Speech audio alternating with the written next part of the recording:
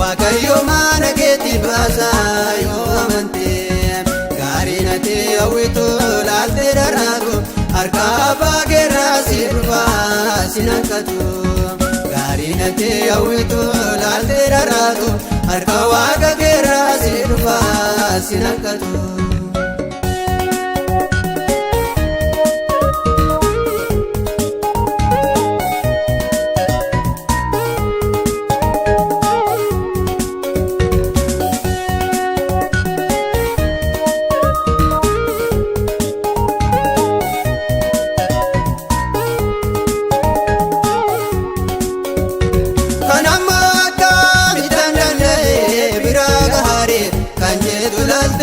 Ajiga huda fawi kabate umini ke kanse jalati nate inni si wame inni si base isa jabada hunda danda amani ango dina ke dapse isa huitu biran sigaha isa kuno tijete ijana garte kuno to tonjene naftu arkan kabate utai babur ke tu babayate waaqayyo mana keetti baasa yoo amante gaarii natti hawwitu laaltee daraatu harka abbaa keerraa si dhufa sin hanqatu gaarii natti hawwitu laaltee daraatu harka waaqa keerraa si dhufa sin hanqatu.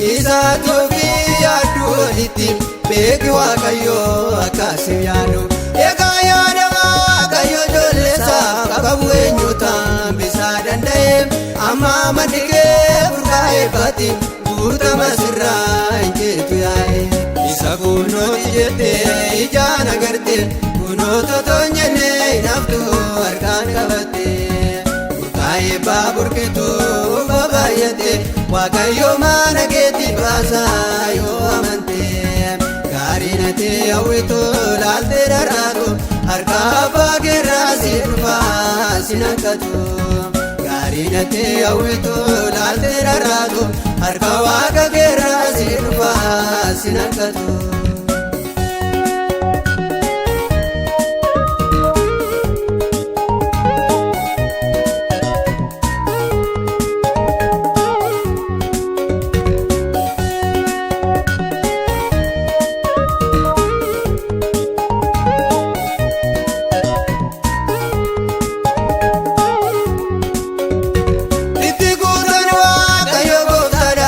Ati hawwike ofii arsini achiin gahanoo Yesuus sedha ati mul'ata kee gabaabsine mul'ata gaarii kan ofii qabu Yoosef Yaaqoob yommuu dhiibbame boolla gatamuus gurguratamuus gaheera iddoo isaaf yaadame waaqni gaarii namaan jirbu goomataa miti gaaf tokkicha nama dabarsaa tuufoo kuteete.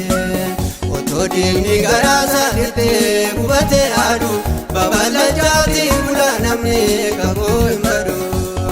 Otoo diimni garaasa hirtee gubatee aadu babala jaati bula namni qaboo hin badu. Hin badu. Otoo diimni garaasa hirtee gubatee aadu babala jaati bula namni qaboo hin badu. Hin badu. Otoo diimni garaasa hirtee gubatee aadu babala jaati bula namni qaboo hin badu. Waaqni gaarii namaan jirbu goomataa miti gaaf tokkicha nama dabarsaa tuufoo kuteete. Otoo diimni garaasa hirtee gubatee aadu babala jaati bula namni qaboo hin badu. Otoo diimni garaasa hirtee gubatee aadu babala jaati bula namni qaboo hin badu. Hin badu. Otoo diimni garaasa hirtee gubatee aadu babala jaati bula namni qaboo hin badu. Hin badu. Otoo diimni garaasa